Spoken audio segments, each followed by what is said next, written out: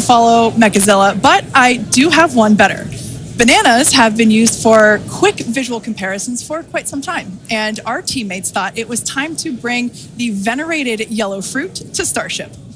Today we're flying Starship's first ever physical payload, which is, as you might have guessed, is a banana. That's a live view inside Starship, and if you look closely, you can see our stuffed banana payload, which is doubling as today's zero gravity or zero-G indicator. And while this payload will remain inside the vehicle at all times and will not be deployed today, it did give us a chance to do a test run of payload approval processes with the FAA. And that's something that we're hoping to do next year if we start flying our first Starlink satellites on Starship. Godspeed, banana. Some additional size for context, you can see on your screen a Starlink Mini next to a banana for scale. And to get an even better sense of how big Starship is, let's take the average size banana next to the average size human, which is about 2 meters high. Towering over our average human is the length of the Millennium Falcon, which comes in at 35 meters.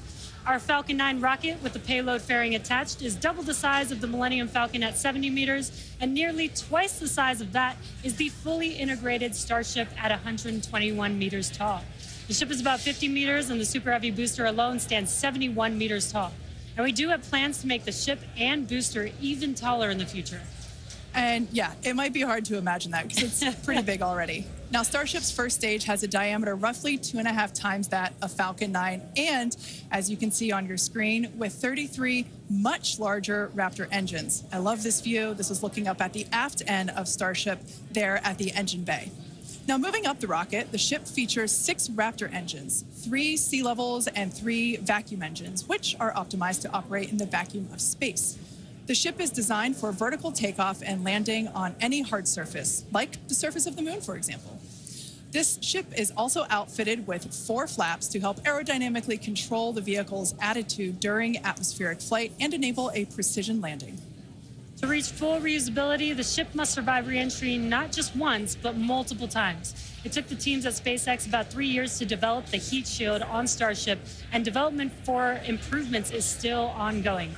The ship's heat shield is composed of thousands of hexagonal ceramic tiles designed to insulate the vehicle during atmospheric entry, where temperatures can be as high as 2,600 degrees Fahrenheit or over 1,400 degrees Celsius. The tiles are something we iterate on every flight test as we build towards a heat shield requiring no refurbishment between flights to unlock rapid reuse. And the teams have actually already begun testing the heat shield tiles in environments simulating Mars atmospheric entry conditions, which we'll see more of in just a few minutes. You know, slightly different than coming back to Earth. Just slightly different. And in between the first and second stages is our hot stage, which we saw in action on flights 2, 3, 4, and 5. So let's recap that last flight to understand what we accomplished and how that's changing for today's flight. On October 13th, Starship successfully lifted off at 7:25 a.m. Central Time from Starbase, Texas. A gorgeous sunrise ascent that was fairly quickly followed by the hot stage separation maneuver, which we see here, as well as on multiple previous Starship flights. The booster then performed a flip maneuver, boost back burn, and then we jettisoned that hot stage, which you see there. The booster then performed its boost back burn, which brought it back on a trajectory to the launch tower, back to the Gulf Coast. We can see here the booster descending through the Earth's atmosphere. It broke the sound barrier again as it was coming back through. Those Raptor engines relit, and then the moment that made us all lose our minds, the booster came back for a successful first ever catch by the chopstick arms back at the exact same launch tower that it launched from. It was insane. As you can see, we all went bananas. And you did too, probably. Thousands of distinct vehicle and pad criteria had to be met, and thanks to the tireless work of the entire Starship team, we succeeded on that first attempt. And while that all was happening, ship was continuing to coast towards the Indian Ocean. It executed an excellent coast, made its way down through re-entry, relit its engines, did that flip maneuver, relit its engines for landing burn, and then splashed down into the Indian Ocean. Now, that whole flight test concluded that splashdown 1 hour, 5 minutes, and 40 seconds after launch. Starship's fifth flight test was one of our most ambitious yet, and as we work to demonstrate techniques fundamental to Starship and Super Heavy's fully and rapidly reusable design. And I think I speak for all of us when I say that seeing the catch for the first time was an extraordinary moment for the entire SpaceX team. We've seen a lot of wild firsts here, but that was truly an epic moment in time. Yeah, we're not forgetting that anytime soon. Certainly one in the history books. Now, today's mission profile is very similar to Flight 5, but there are some differences that we've incorporated as we prepare for future reuse. About 20 minutes from now, Super Heavy will ignite its 33 Raptor engines and lift off from Starbase. About 2.5 minutes into flight, the booster will separate from the ship in a hot stage separation, and we've seen that occur on multiple flights, including Flight 2, 3, 4, and 5. About 2 seconds after that burns, we'll jettison that hot stage. The booster will perform its flip and boost back maneuver. And we will once again look to return the booster to the launch site for a catch by the tower's chopstick arms. And once again, we will only attempt that if both the booster and tower are healthy after launch. We were successful last time, but we should emphasize that this process is still very new. And this is still just a test, so success is very far from guaranteed today. It's always a possibility that we'll lose the vehicle. It's a contingency that we always plan for. Yeah, exactly. Now, while the booster is doing its job, the ship's 6 engines will remain lit for a few minutes before shutting down and then going into the coast phase. The ship will coast for a total of about 40 minutes or so, reaching a peak altitude of approximately 213 kilometers. Now, one additional objective for this flight during coast is an in-space burn using one of ship's Raptor engines. Doing a burn while in space will build confidence that we can do deorbit burns, which is a key capability for upcoming orbital missions.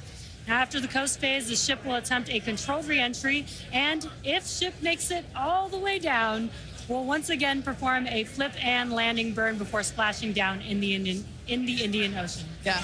Now, there are some notable changes to our entry plans for this flight, and they will intentionally push the ship to, and very likely beyond, its limits. This includes several thermal protection upgrades and operational changes as we prepare for future ship catch and reuse.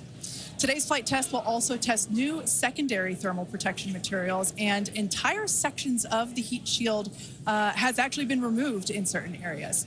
And on top of all of that, we're going to fly the ship at an aggressive angle of attack once it's moving slower than the speed of sound. Now, this means we'll be flying nose down instead of our usual belly flop orientation during final descent. This will no doubt stress the limits of the flap's ability to maintain control, but it will be a chance to get real flight data on what our limits actually are. So, to put it as bluntly as possible, do not be surprised if this is not a smooth flight to splashdown today. We are intentionally looking for how far we can push and discover the vehicle's true limits as we plan for future ship return and catch. And even though ship recovery is not expected today, the telemetry and data we receive all the way to the end is what we're looking for and what will help us get to a rapidly reusable Starship of the future. Now, just like Flight 5, one of our objectives for Flight 6 is attempting to return the booster to the launch site to be caught by the tower. The booster for this flight has upgrades to add redundancy across its propulsion system, increase the structural, as well as increasing the structural strength in a few spots.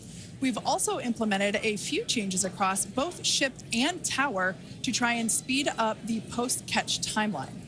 Returning vehicles to the launch site leverages the same hardware that we use for stacking ahead of flight, making our infrastructure multi-purpose. And in order for us to achieve that rapid reusability that we keep talking about, we need a quick turnaround. And you can't get much faster than returning the launch vehicle right back there to where it needs to launch from again. Exactly.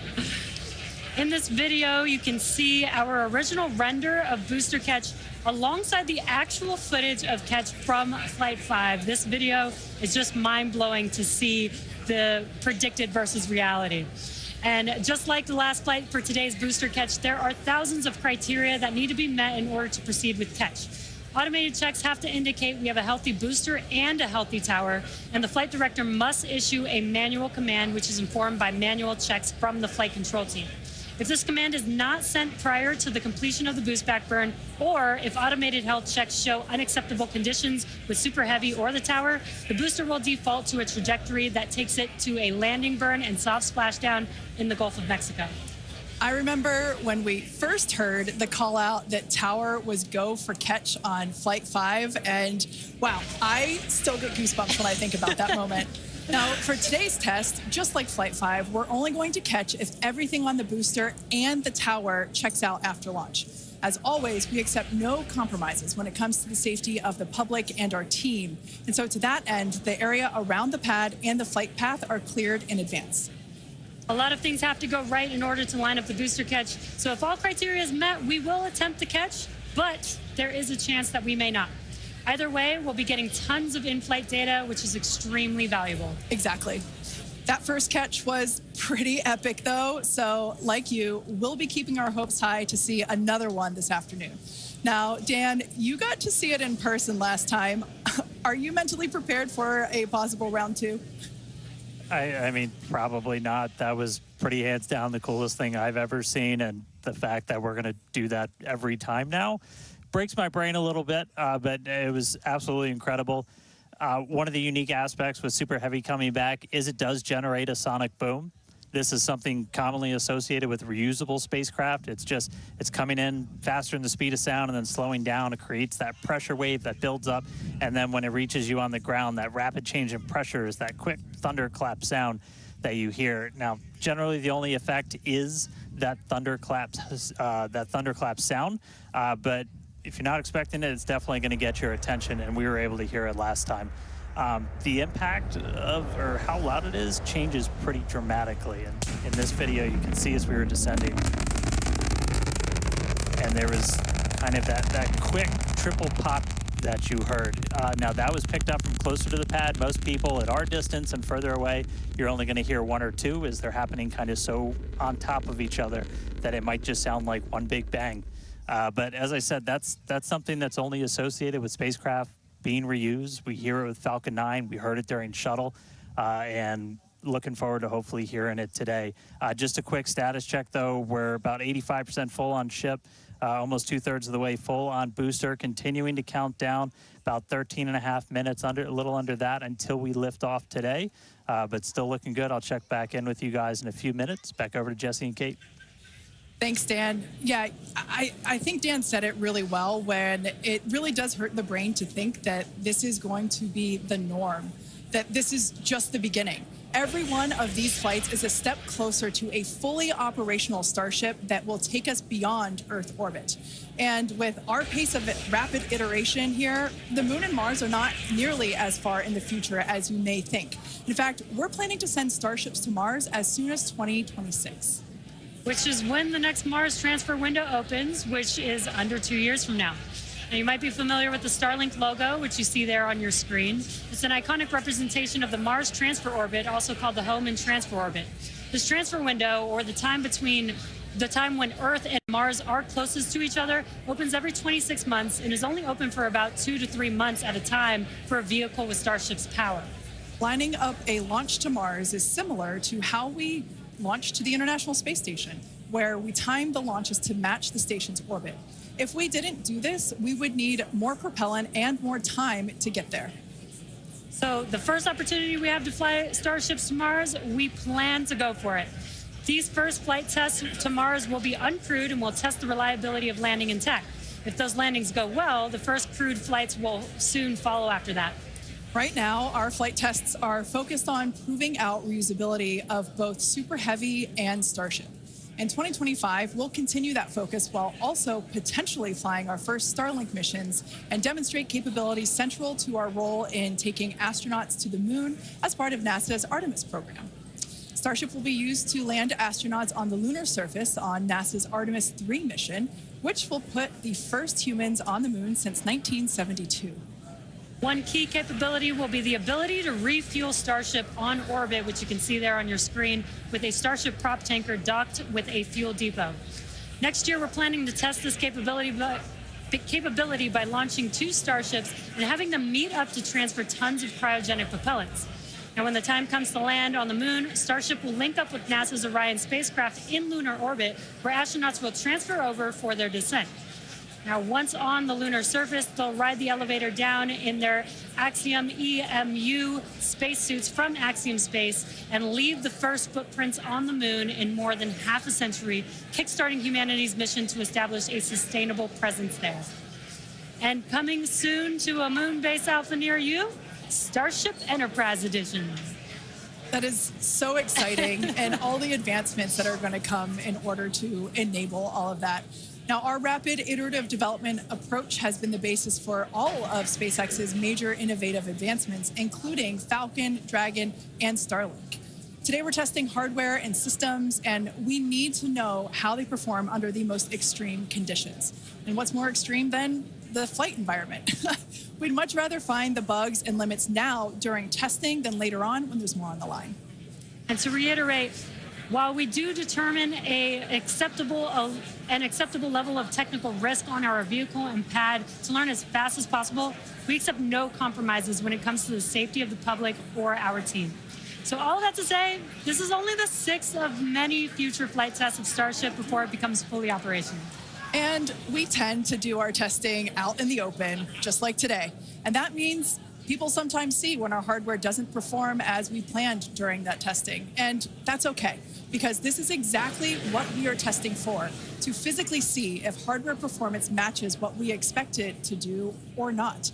Even more with today's test flight, where we're purposefully pushing the ship beyond its limits. Starship development is also being aided by Starlink space-based connectivity. You might remember the Starlink panels that are incorporated into Starship, and you can see them there on your screen, those rectangular panels on Starship's nose cone. Starlink brings us the epic views in space and on re-entry, and also helps deliver us critical flight data engineers need to continue development. Yeah, Starlink continues to help us push the limits in space in the short term by providing great views and real-time data on our next few flights, particularly through re-entry, which spaceflight veterans know that is historically a period of blackout for all communications within spaceflight. Outside of Starship, Starlink has helped people across the globe, particularly in rural and remote areas that have been underserved by traditional broadband internet. Yeah, and soon, Starship will deploy our next generation Starlink satellites, which will continue to increase our capability to connect even more people with high-speed internet all around the world and beyond. Now, as we continue to prepare for our next several flight tests, we recently performed a cryo-proof test of the Starship for Flight 7, our first operation with a vehicle debuting a number of major milestones. The ship has been stretched to make room for larger propellant tanks, increasing the propellant capacity from 1,200 tons to 1,500 tons. The forward flaps also got a redesign. They have shrunk in size and they also shifted in location, and both of these things will help better protect them during entry heating while still providing control. There's also a wide range of upgrades that will make the vehicle more reliable, adding redundancy to and the ability to operate for longer durations in space. One unique aspect of a trip to Mars are the different conditions ship will see when entering the Martian atmosphere. Now, it's difficult to simulate Mars's atmosphere when re-entering on Earth, so we've been testing a variety of heat shield materials inside a specialized plasma jet chamber at the University of Illinois Urbana-Champaign, where we're able to more closely simulate Mars's 95% carbon dioxide atmosphere. Aside from looking awesome, this is important testing. The intense heat of entry will cause the CO2 to break down into its base elements, exposing Starship to atomic oxygen, which increases surface heating and can cause materials to oxidize or start to break down.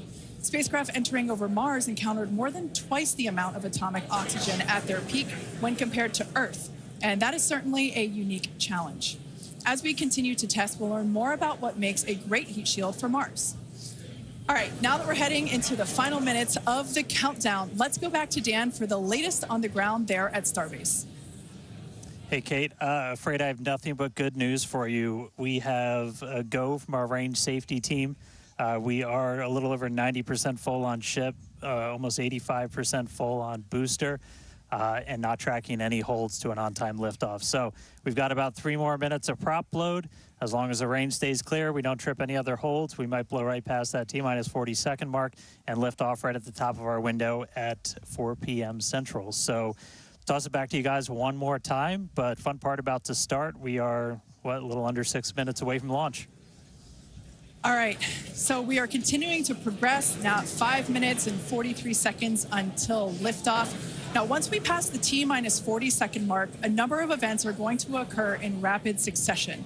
The ground spin and ignition systems will come up to flight pressure, and the ship will go on to internal power. And then after that, the quick disconnect, or what we call the QD arm lockout, is removed in preparation for retraction shortly after T0. And once we pass the T-minus 40-second mark, we still have the ability to recycle the count under certain conditions back to T-minus 40 seconds and then hold there to assess what happened and if we can proceed again to T0. Exactly. However, once the water for the deflector system begins flowing at T-minus 10 seconds, any issue after that would be an automatic scrub for the day, as the teams would need to refill the deflector's water tanks as well as the propellant storage tanks over at the tank farm before we're able to make another attempt. Now, it is just so unbelievable that it's just been only a little over a month, and we are just a few minutes away from Flight 6. The crowd here is building up. We've got a much larger crowd here than when we were launching at 4 or 5 in the morning. Yep. Out here. So very exciting to have an afternoon launch, to have all the employees here. Exactly. Now, just as a reminder, that T-minus 40-second hold, if we opt to use it, everything is still potentially go for launch. So nothing to be worried about there. At that point, basically up until T-minus 40 seconds, all aborts are just holds. This would allow the team to wait for final checkouts to assess propellant levels, engines, avionics, vehicle pressurization, range, weather. Occasionally we've had shrimp boats lingering in the past, but that doesn't sound like that is the case today. Yeah, not today. No shrimp boats, which is great. Everything so far is looking good. We're getting really excited here, just a few minutes away. We're going to go back, send it over to Dan in Starbase. How's it going, Dan? It is still going great, just coming up on about 3.5 minutes away, so we should be done with our prop load on ship momentarily. Then about 30 seconds later, we'll close out on booster. Our flight control team on board, or in the building just behind me, not on board. Some of them might wish they were on board. Flight control team in the building behind me, they're going to have a lot of work to do right after we lift off, as we still have a lot of manual checks that happen on the tower prior to the flight director, who's going to be Tristan Pierce again today, giving a manual command to bring the booster back to the launch site. And the tower did just incredibly well on the last flight. We didn't lose any of our required redundancy for a catch, and so we're hoping to see that again today. A lot of the team, really putting armor on the tower, making all of those things work, played a huge role in making that catch possible, and looking forward to hopefully seeing that happen again. And of course, sending our first payload to space. You can see the banana. It's very tightly secured, but I assure you it does have some room to float around. So once we're in a zero gravity environment, we should see our first Starship zero gravity indicator putting on a little bit of a show. And that's looking right in. That's where we're going to have Starlinks. That's our PEZ deployer. So getting its ride to space. So coming up on about 2.5 minutes, we are closing out on all of our prop load. Yep, just heard that our fill drains are starting to close, so that means we're no longer going to be flowing propellant into the booster and the ship. We're going to do what's called pushbacks. So all of that propellant in the ground systems is going to get pushed back to the tanks, clear out everything around the pad right before we light those 33 engines and take off. Just quick reminder, you're going to see fire start at the bottom. You're going to see the deflector start at about 10 seconds before launch. Lots of water to help dissipate all that heat, all that sound. And then the engine starting up in 3 different groups. And then about a second after T0, we should see liftoff. About 2.5 minutes into the flight, a little bit longer, we'll see hot staging. And that's when we're going to be listening really close on those loops to see if we're going to be bringing the booster back for a catch today. Do always want to caution, it's never a guarantee. We've done this once. We'll see if we do it again. We're only going to do it if the booster and the tower are looking really good before we attempt to bring it back here. But Coming up on a minute, not tracking any holds on the board right now. So as long as we don't have any last second things, which do happen. All right, flight director just confirmed T-minus 1 minute.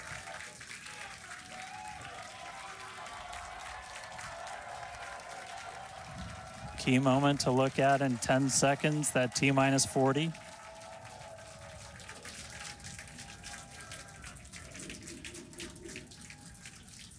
And we flew right through that.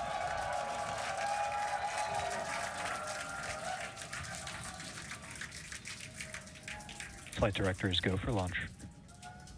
All right, we're now T-minus 20 seconds until liftoff of Starship Flight 6. This will mark our second attempt to catch the Super Heavy booster at the launch tower, as well as 10, 9, 8, 7, 6, 5, 4, 3, 2, 1.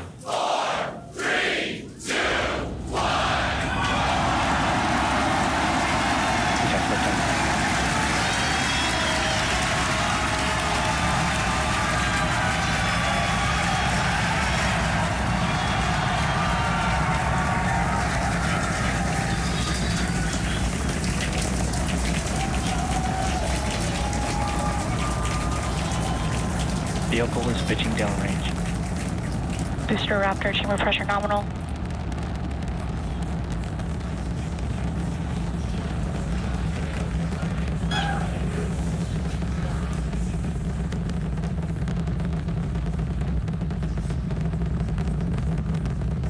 Booster and ship, avionics, power, and telemetry nominal.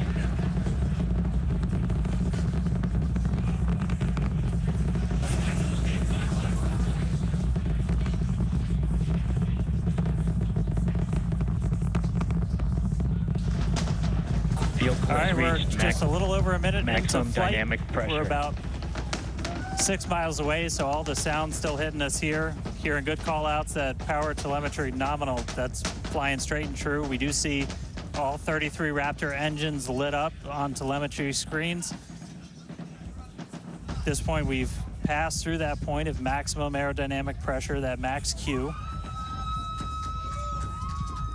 Now, coming up in just a little over a minute from now is going to be hot staging. So we're going to see the 6 engines on the ship ignite while still attached to the booster. Just before that, we'll see all but 3 center engines on the booster shut down.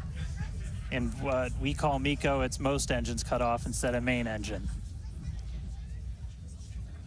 And so while we continue to watch it go up, a lot of our flight controllers looking at all the systems around the tower. Again, we have to send a manual command.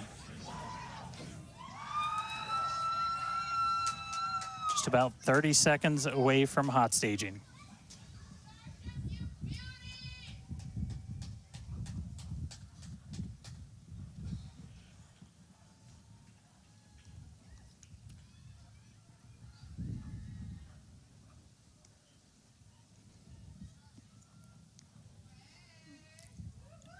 And we heard the tower is go for catch. Booster engine cut off.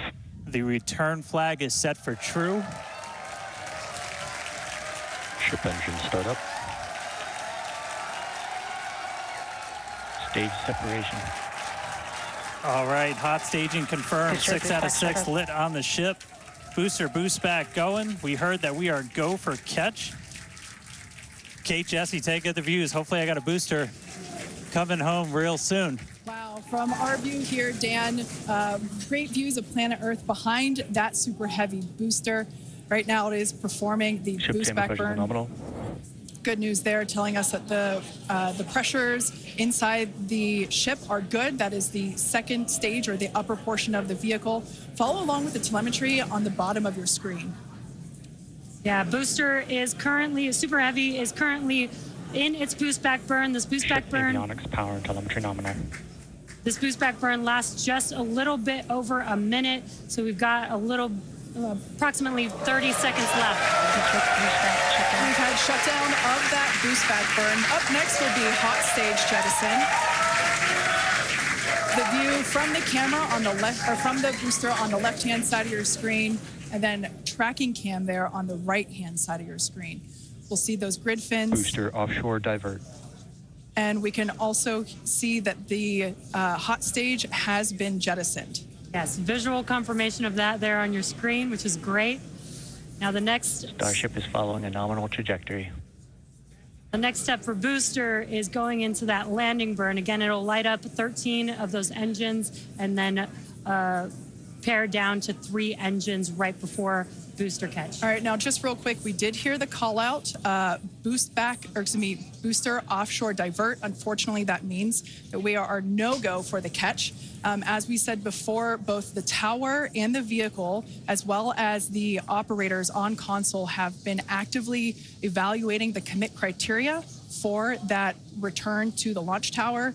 And unfortunately, we did not have a pass on those commit criteria. So we are no-go for tower catch. And we did mention that we're constantly evaluating the criteria for catch. There's a lot of things that need to go well in order to line that up. Unfortunately, today we will forego booster catch today. But what you're seeing on your screen is ship currently making its way towards the Indian Ocean, still looking good so far.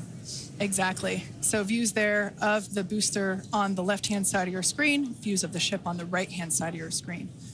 Now, we said before that it was not guaranteed that we would be able to make a tower catch today. So while we were hoping for it, like we said, it was pretty epic on attempt 1, but the safety of the teams and the public and the pad itself are paramount. So we are accepting no compromises in any of those areas.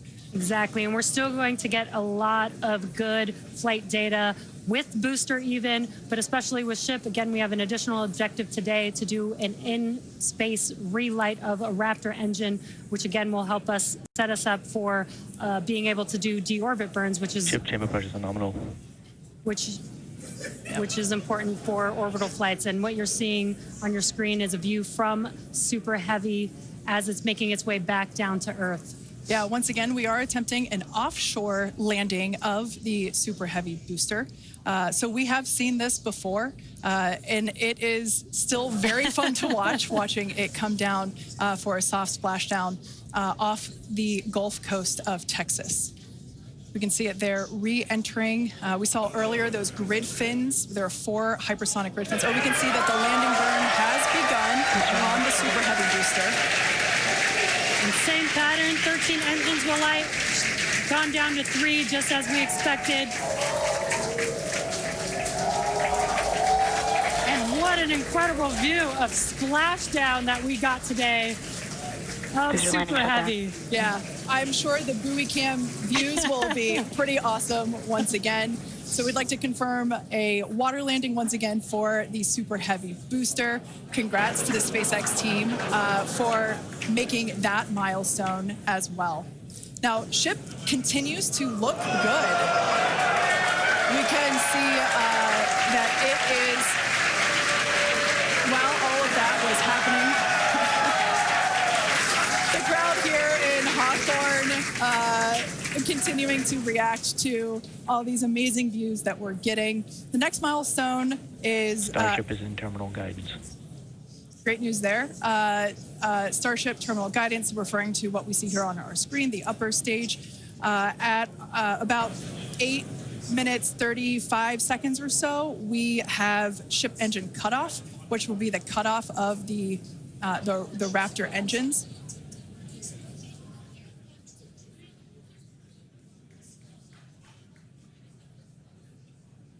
We can see on our screen ship giving us some incredible views brought to us by Starlink.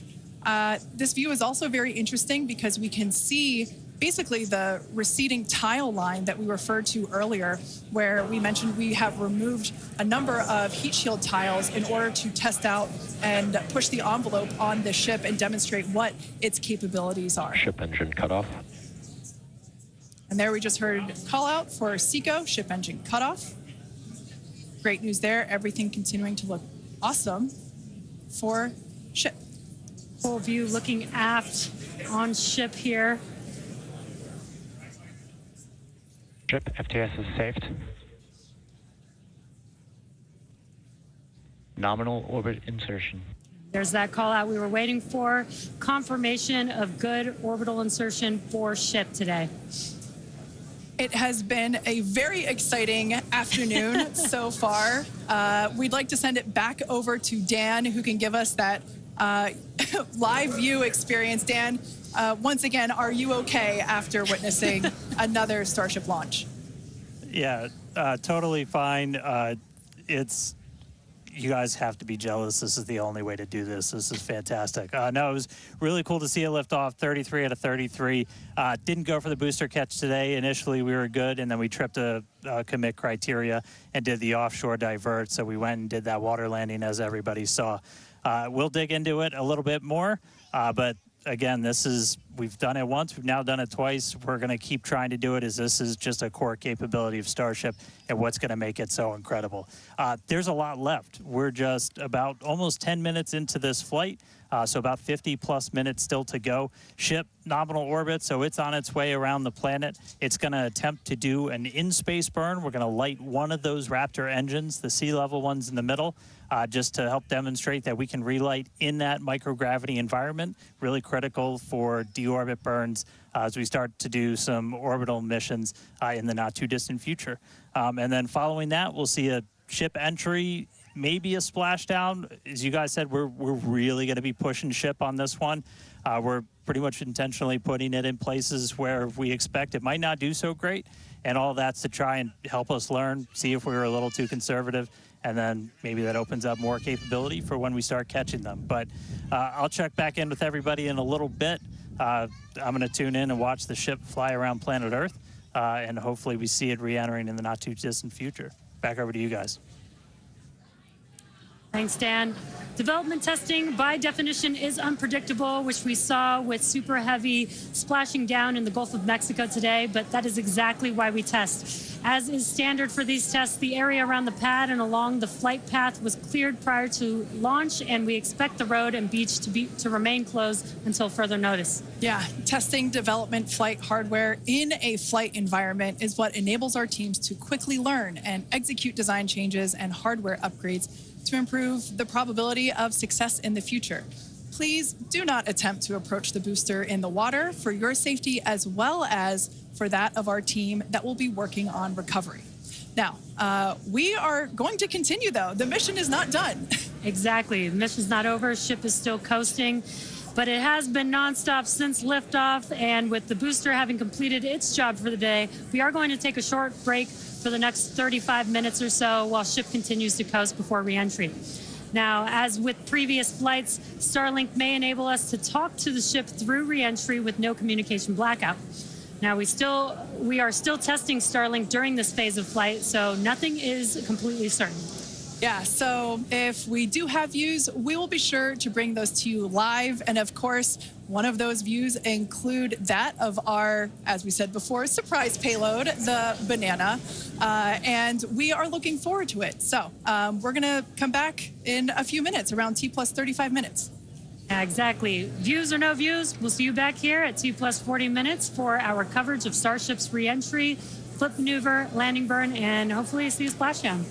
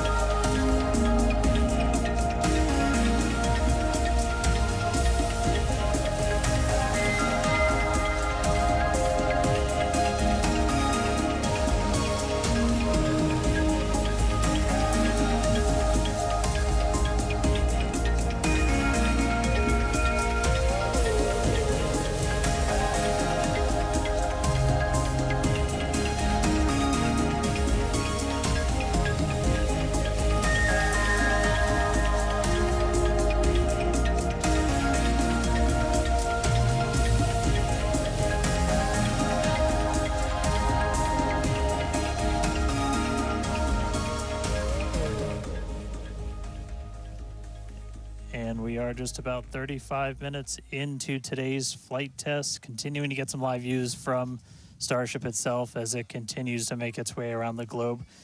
We are coming up on what we will hopefully see is our in-space relight demonstration. This will be firing up one of those 3 sea level Raptors on the very aft end of the ship and essentially reigniting it while we're in that microgravity environment in Earth orbit. We had attempted this once previously on Flight 3, but ended up skipping it when we had some attitude control issues with the ship. And we are on the dark side of the planet right now, so views are going to be a little bit dark, but hopefully we see some engine light come on as we do this relight test. This is a pretty critical capability for doing deorbit burns. This is not a deorbit burn. Want to stress that we're on a trajectory where if we didn't fire off the engine at all, we are definitely coming home. Ooh, seeing some thunderstorms down on the ground. That's pretty cool. But this is not a deorbit burn. If we didn't fire this engine, we're on a intentional suborbital trajectory. So no matter what, we're coming in over the Indian Ocean. Firing off the engine does change your exact splashdown point a little bit, but we've got this keep out zone across the entire Indian Ocean that we made sure was clear ahead of flight, and we continue to monitor during, but we're going to aim for that and hopefully see this relight test coming on in about a minute. It's just going to be one of these engines, and it uses what's called the header tank, so these small spherical tanks in the very top of Starship up in the nose cone. They don't require nearly as much gas to pressurize as your main tank, so they're really useful for any in-orbit maneuvers and then for landing burns. So if we make it to a landing burn today, we'll be using them for that as well. So we should be coming up in just about the next minute. Should be under a minute now away from that expected ship burn. And again, we've relit Raptors pretty frequently. We just did it with the landing burn and that boost back burn on the booster, and we've done it on ship landing burns. We just haven't done it in this microgravity environment where your propellant management and a lot of other things are different as you're not weighed down by the force of Earth's gravity.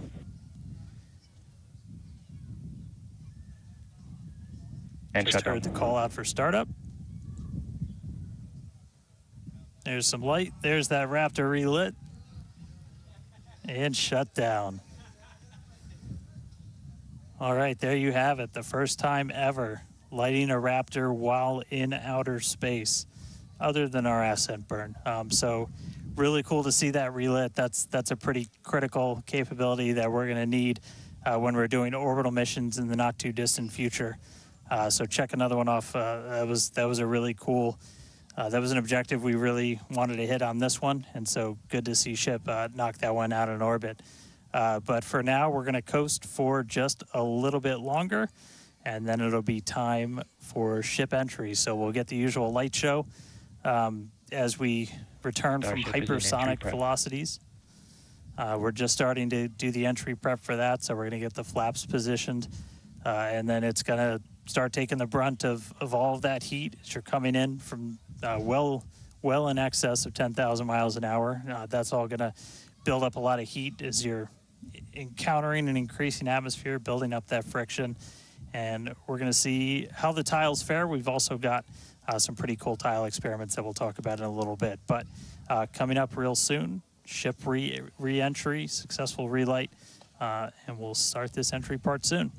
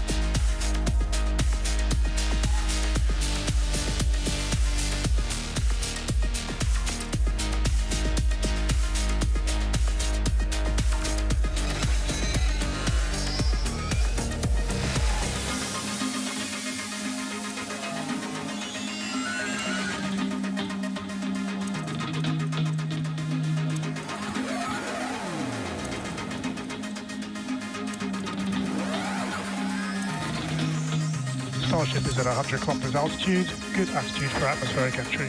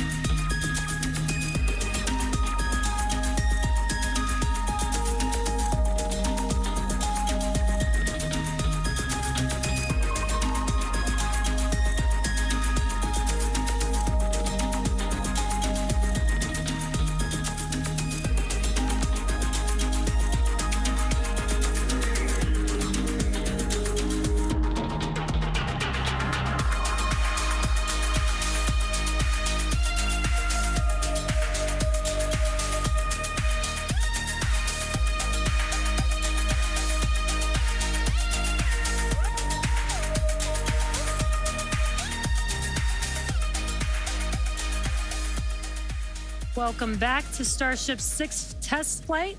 It has been an exciting day so far. We lifted off from Starbase at 4 p.m. Central Time. The Super Heavy booster and ship had a successful separation as well as a good boost back burn and good separation of the hot stage adapter. We did not attempt a return to the launch site and catch attempt today when strict criteria were not met, and the Super Heavy booster executed a planned divert to a landing burn and soft splashdown in the Gulf of Mexico. Yeah, obviously we were hoping to come back to the tower, but this was a test and we knew that it was a very viable possibility. Starship is at 85 kilometers. Flaps now have control of the vehicle. All right, great news there, turning our attention over to the star of the show here, giving us these amazing views once again. We heard the call out there telling us that the Starship vehicle is now 83 kilometers above, coming up around T plus, well, now actually, the ship, as you can see, is beginning to re-enter the Earth's atmosphere. As a reminder, one of the main goals of today's flight test is for the ship to make it through the extreme heat of re-entry and to do so in a controlled manner. Now, re-entry is typically a portion of flight where we don't have communication capability with the spacecraft because it's re-entering at or around orbital velocity, which is roughly 8 kilometers per second or about 5 miles per second. Now at those speeds, yep, pretty fast, the spacecraft is moving through the atmosphere rather quickly, and that results in friction, as we can see that starting to happen on our screen, and this creates a plasma field around the vehicle. That blanket of plasma distorts communication frequencies, so it's not uncommon to experience brief blackouts in communication.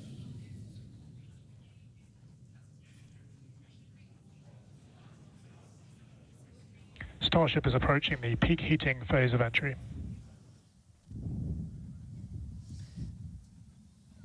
And we just heard we're getting into the peak heating phase. We're getting these views courtesy of Starlink. We've got 4 different terminals on the ship itself. It's what's really allowed us to get real-time data during what's otherwise been just a a mystery box essentially for spacecraft design, where when you're re-entering through the atmosphere, at least getting anything in real time hasn't ever been possible before. But we're able to not just get these views, but real-time telemetry from the ship as it's coming through. Do really want to stress that we are really pushing the ship today. The heat shield is not in the same configuration as it was last flight, where we had a team of ship techs do just an otherworldly task, replacing the entire heat shield, thousands of tiles, installing a backup ablative, and that pretty much set us up to do a pinpoint landing on Flight 5. We did not do that with this one. We have some backup in those really sensitive areas around the flap, but this is an older generation heat shield. And knowing we weren't going to do that, we even went and removed some extra tiles. There are some missing tiles on the nose cone where we're testing some backups. There are some steel-covered tiles in a couple of different spots, and there's also a whole lot more steel of the ship showing. As you guys talked about, we gave it a little bit of a haircut, a couple hundred tiles trimmed off the sides, and that's where we might have catch fittings in the future. But ooh, color's starting to come in, so it looks like things are going to start heating up, Kate and Jesse. Yeah, fun fact, Dan, we actually removed 2,100 heat shield tiles from Starship in order to basically present that necessary receding line, which you kind of can see there in your view. Think back to previous flights, the heat shield line came up further on the vehicle, and just like Dan said, we want to test the vehicle beyond what we think it is capable of carrying based on our simulations and calculations. So once again, to just be super plain, don't be surprised if we see some wackadoodle stuff happen here. We won't be. There are a number of things that we are testing out intentionally to see what the ship can take. Yeah, exactly. And knowing what those limits are will really help us design the vehicle of the future. Essentially, removing those tiles helps us remove a lot of weight from the vehicle, a lot of things that might potentially need refurbishment in the future.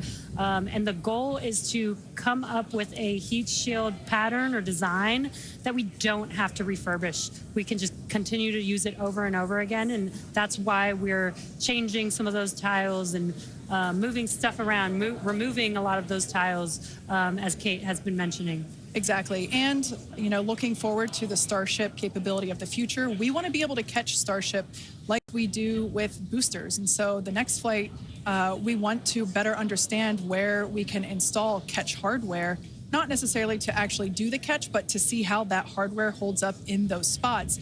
And today's flight will help inform, you know, does the stainless steel hold up like we think it may based on experiments that we conducted on Flight 5? Now, continuing to look, amazing views. Yeah, Dan, go ahead. Oh, I was just going to say, like, there's so much on this flight that we're doing to try and, you know, make all the ships that we're about to start flying even better, just really understand what their capabilities are going to be. We've got kind of the next-gen ship lined up for Flight 7. It's got all of those heat shield upgrades and everything. And one of the things that we're going to be doing that's most interesting, and one of the reasons we wanted daylight, is we're going to be flying pretty aggressively as ship comes in. We're going to be kind of nose down, and we've done it in wind tunnels. We've done it in simulations. You might see the flaps really flapping around trying to control the vehicle. We're betting we might have a little bit more capability than we think in just the analysis, but always a chance that bet doesn't pay off. But that just helps us know, like, what are our Starship limits. is now halfway through the peak heating phase of entry. Sweet. Halfway there. Halfway home, guys. Yeah, and if you guys, again, can follow along with the altitude and the speed of ship as it's making its way back down to Earth, bottom right-hand corner of your screen. Speed is still going really, really fast. Again, as it gets closer to Earth, we'll see that altitude drop a little bit faster. It's kind of dropping pretty slow right now. And again, as we get closer and closer to literally the surface of the water, then we'll start to see that speed pick up. And if we can make it through this re-entry, we will attempt to do that flip maneuver once again and splash down in the ocean. Exactly. Like we've been saying, we are testing beyond the perceived limits of the vehicle. We want to go learn more about the ship, and this is a great opportunity to do that. So really pushing the flight hardware in a flight environment to help inform these future designs. As we've mentioned, it has a different heat shield. This heat shield is not the same generation as what we flew last time. This one is one generation older. So we are also testing out new secondary thermal protection materials. So basically, like if the heat shield isn't in this one spot, can this other material protect the metal is the thinking there. Also checking of the ship's structural strength in those areas where we're looking to add that ship catch hardware just to see if it survives entry. So yeah, as we've been saying, we've done a lot of calculations and simulations. This view right here is super cool. This is looking out from the aft engine bay, basically at the bottom of Starship. Then on the center left-hand panel, if you will, we have one of the forward Starship flaps, so one of the flaps located at the top of the vehicle. Underneath that is one of the aft end flaps, like the one that we see in the main picture there on the right-hand side of your screen.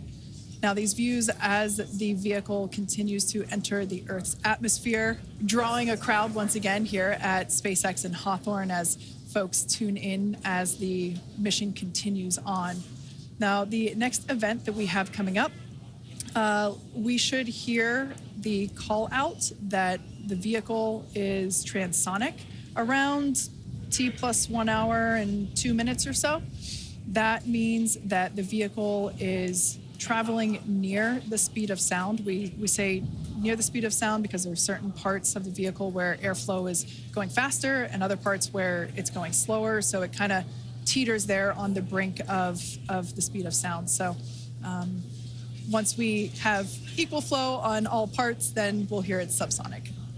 Yeah, and almost real quick, almost a reverse of, I'm sorry, Jesse, almost a reverse of before. We see the Earth starting to come into view. We've got sunrise there over the Indian Ocean. So this is going to look different from any of the re-entries we've had before.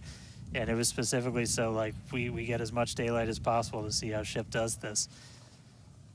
Over to you, Jesse. Sorry about that. Dan, great minds think alike. That's exactly what I was going to point out, is that we're getting a lot clearer view of the Earth in the background with the different temperatures that we're seeing with the different colors of that plasma around the ship, which is really, really cool to see.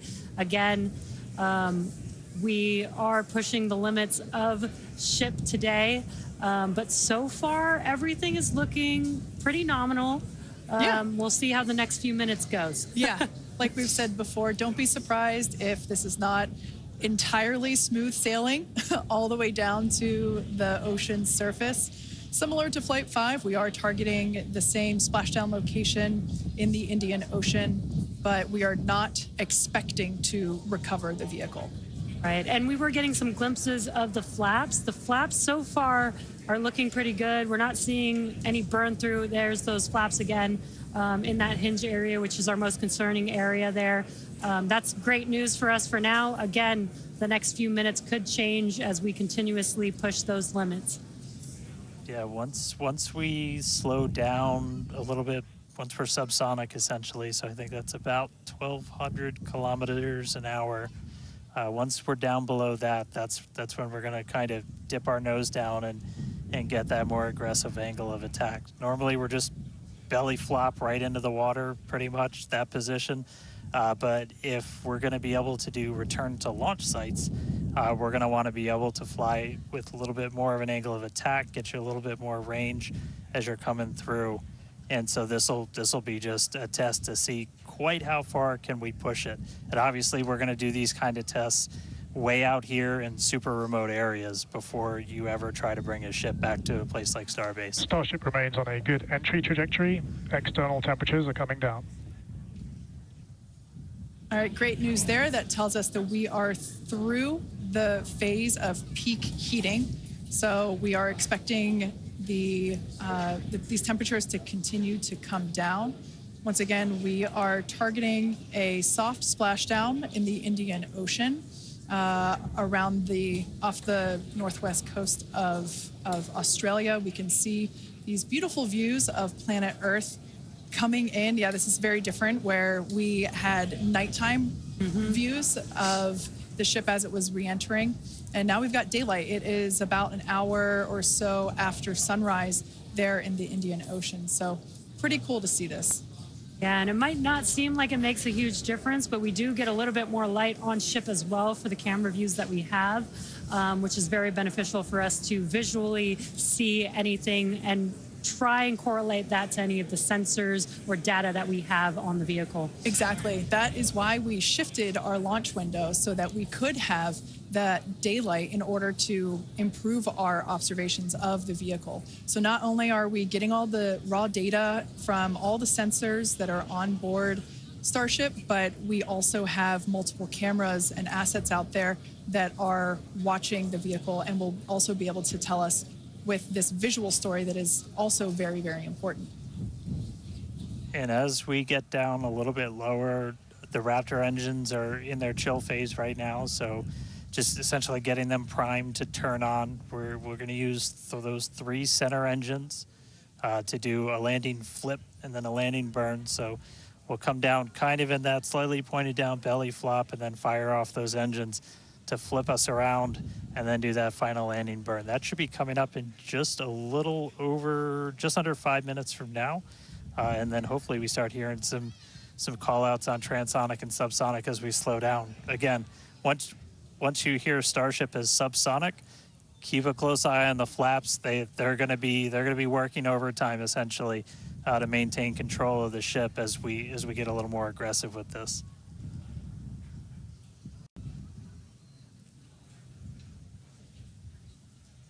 We can see that we are beginning... Starship has passed maximum entry dynamic pressure. All right, great call out there. But we can see on this view here that we do have some heating there on that looks like one of the forward flaps on Starship. This is to be expected. We knew that the vehicle would perform differently than what we had seen on Flight 5. This is actually really good data because it tells us what parts of the vehicle at this, what will soon be a higher angle of attack once we drop down below the speed of sound. We'll have a higher angle of attack, meaning we're going to be flying nose down, basically. So yeah, this is good news, but we can actually, looks like that heating is starting to cool off there. Yeah, it's a little burn through. Again, it is important to note when we start seeing that through the ship's descent as well. So like Kate was saying, we're getting some really good data here. It looks like the other flaps are doing a little better than the one that has a little burn through, which is some good news.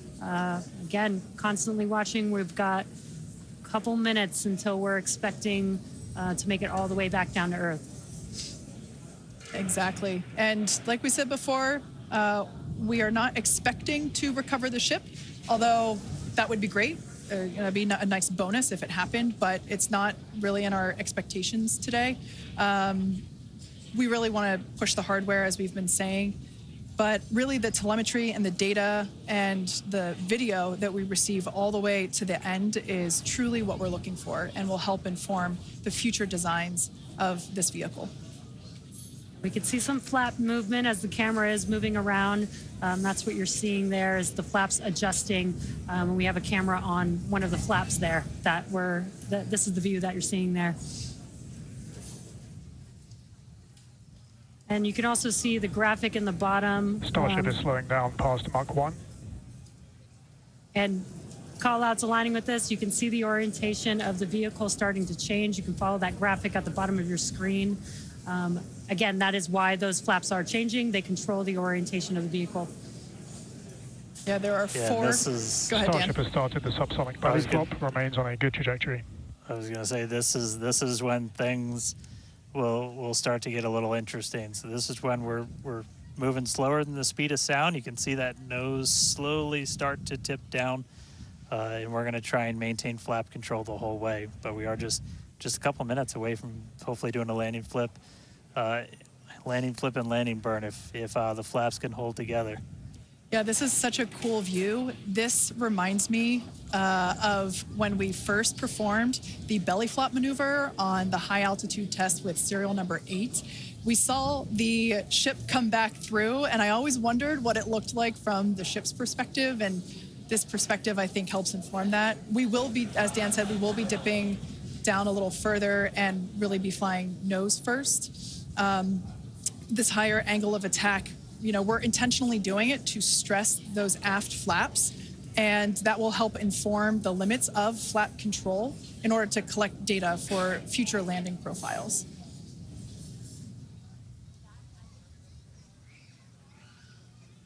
I mean, we're looking good so far. We've just got about 5 kilometers in altitude to go.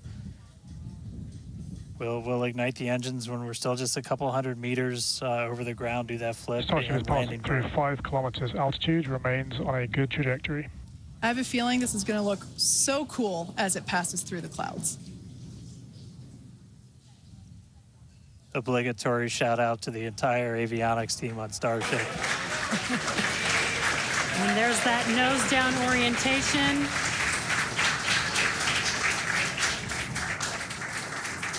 Now the Raptor engines will relight and help flip the booster back up. This is a more severe flip given the orientation.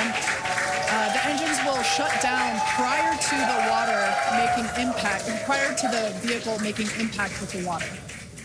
Our ship is doing great so far. There's those engines relighting. What a great reorientation by Starship. Wow. All 3 down to 2 into the water. Starship is landed. Wow. And we have ship splashed down in the Indian Ocean. Some awesome buoy cam action here. Daylight views. Incredible. We really pushed the limits on ship and it made it all the way back down to Earth. I am shocked, to be honest. I think many folks are. The fact that it survived all the way through while flying a lesser gen heat shield is just absolutely incredible. And turns out the vehicle had more capability than our calculations predicted. And that is why we test like we fly. Exactly why we do that. And those views were absolutely incredible to watch. Because of Starlink, we were able to get the views all the way down, as well as the buoys, seeing ship touch down in daylight. So cool, so cool. Now, we want to, unfortunately, wrap up the show. Yeah, exactly. We'll say congratulations to our teammates at SpaceX and to everyone who supported the Starship program. And thank you to all of our future customers for your support. We'd also like to thank the people of Cameron County, Texas, as well as the Coast Guard, the Federal Aviation Administration, the Government of Mexico, and the Australian Space Agency. Now, be sure to...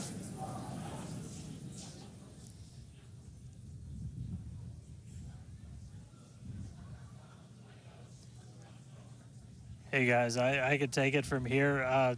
That was just incredible to see that splashdown. As you said, thanks to everybody that took such a huge part in this. Everybody here at Starbase that's worked on this program, just really pouring your lives into it. Great to see another booster lift off. We'll catch it the next time. Great to see ship in the water. New version of ship coming soon, so a lot more exciting launches coming up real soon here from Starbase. But I'll send us out this time. We'll see you guys next time. Awesome. Thanks, Dan. Be sure to follow SpaceX on X for updates and more exciting views that we weren't able to feature on today's broadcast. I'm sure there will be plenty of those. Now, thanks to all of you for tuning in, and we'll see you next time.